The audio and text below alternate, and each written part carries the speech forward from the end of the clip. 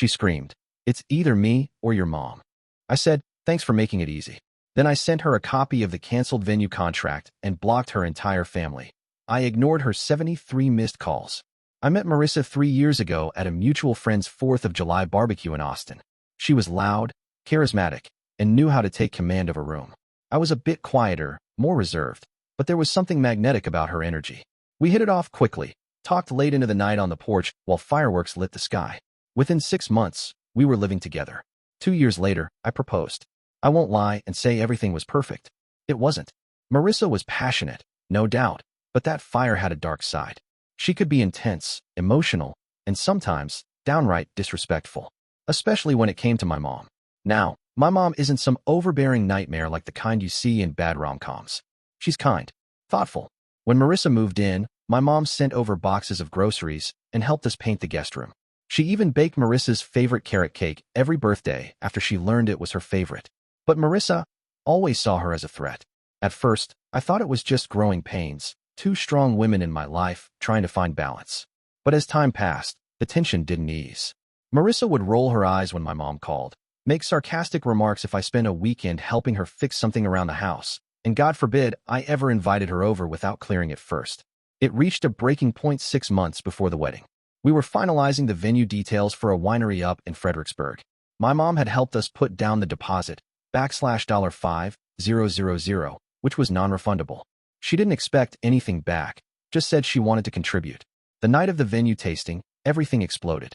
We were sitting at dinner with the venue coordinator going over linens and catering when Marissa asked the woman, "Can you make sure the groom's mom isn't seated at our table? Or honestly, far from me in general?" The coordinator looked confused. I blinked. I thought she was joking. She wasn't. Later that night, back at our apartment, we fought. I told her the comment was unnecessary and rude. That's when she screamed it. "It's either me or your mom." She was standing in the kitchen, arms folded, tears of rage welling up in her eyes. I'm not spending the rest of my life playing second to some apron-wearing, passive-aggressive old woman who wants her son all to herself. That moment was weirdly calm for me. Like everything clicked into place. I didn't scream back.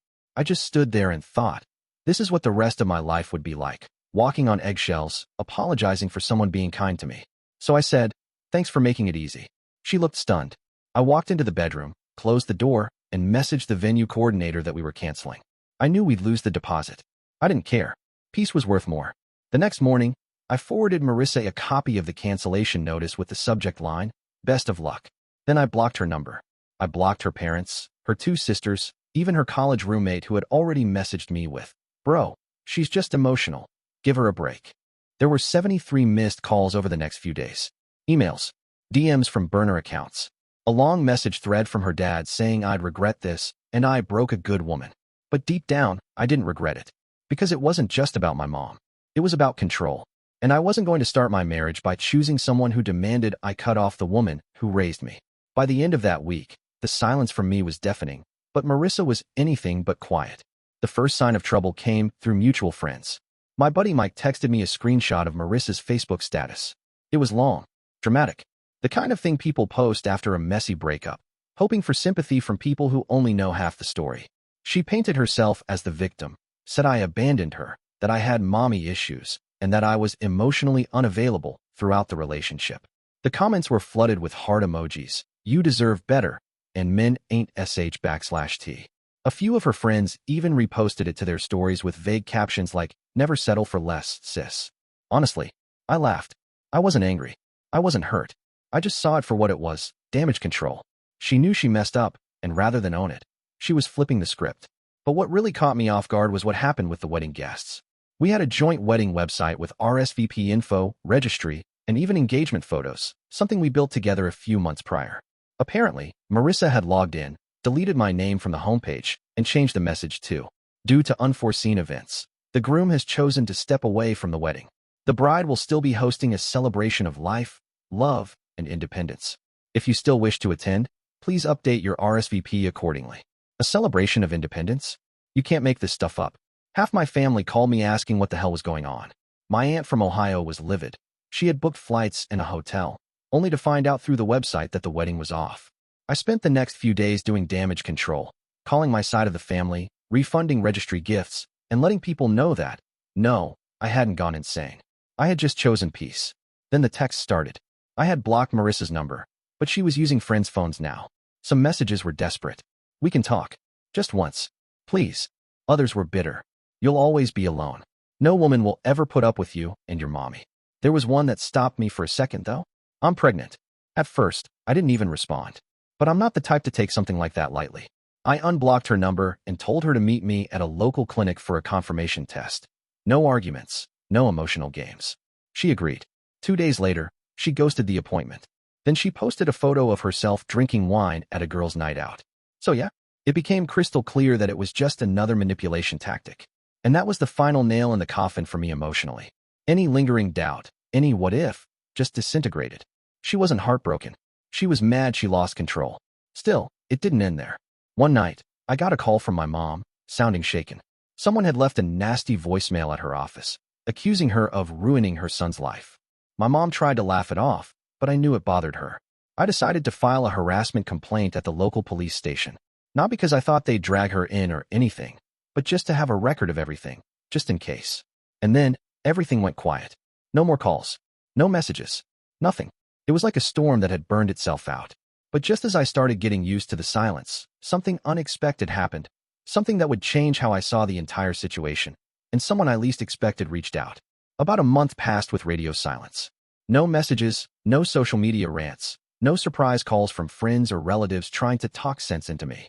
Life finally started feeling normal again. Then, out of nowhere, I got a message request on Instagram from Elena, Marissa's younger sister. Now, Elena and I had always been cool. She was 5 years younger, a bit quieter than Marissa, and the type of person who observed more than she spoke. We never talked one-on-one, but she never gave off the chaotic vibe Marissa had. Honestly, I was hesitant to even open the message, but curiosity got the better of me. Here's what it said. Hey, I know I'm probably the last person you want to hear from, but I need to tell you something. I think you deserve to know. I replied cautiously. What's going on? She called me that evening. What she told me made my stomach twist, and not because of regret, but because it confirmed everything I had silently suspected. Apparently, the entire pregnancy lie? Not the first time. Elena told me that during a previous relationship in college, Marissa had pulled the same stunt to keep a guy from leaving. Faked being pregnant, guilted him into staying, then bailed on a doctor's appointment when he asked for proof. The guy eventually left, too. According to Elena, Marissa was furious I didn't chase her this time. She thought I'd break, eventually, and come crawling back. When I didn't, she went full nuclear. Fake pregnancy, wedding website drama, even smearing me in their family group chats. Elena said it got so toxic that she had to mute the group and stop responding to Marissa altogether. But here's the part that hit me hardest. Elena said Marissa's resentment toward my mom wasn't even about my mom. She's always hated other women who have strong bonds with people. I think she envied that connection you had with her, Elena said. Our mom wasn't the warmest. Marissa never really got that kind of support growing up. I sat in silence for a while after the call. Not because I felt bad for her. Her actions were still inexcusable, but because it finally made sense. All the outbursts, the jealousy, the insecurity. She wasn't fighting my mom. She was fighting ghosts from her own past. But that wasn't my battle to fight. A few days later, I got a letter in the mail. No return address, but I recognized the handwriting instantly. Inside was a handwritten note. Short, neat. A few smudges that looked like water stains. I really did love you, but I didn't know how to be loved in return. I don't blame you for walking away. Maybe someday I'll figure myself out. I hope you're happy. No apology. No admission. But it was the closest thing to closure I'd get, and honestly, it was enough. I never responded. These days, I've moved cities. I took a new job in Denver, and I'm finally in a space where I can breathe. My mom still calls every Sunday. We talk about everything. Her garden, her cat, random recipes she finds on Pinterest. Do I think about Marissa sometimes? Sure. You don't spend years with someone and forget overnight. But here's the truth. I didn't leave her because I didn't love her. I left because, for once in my life, I finally loved myself. And I wasn't going to let anyone make me choose between loyalty and peace. And damn, peace feels good. I appreciate you watching till the end. Hit that subscribe button and stay tuned for more content.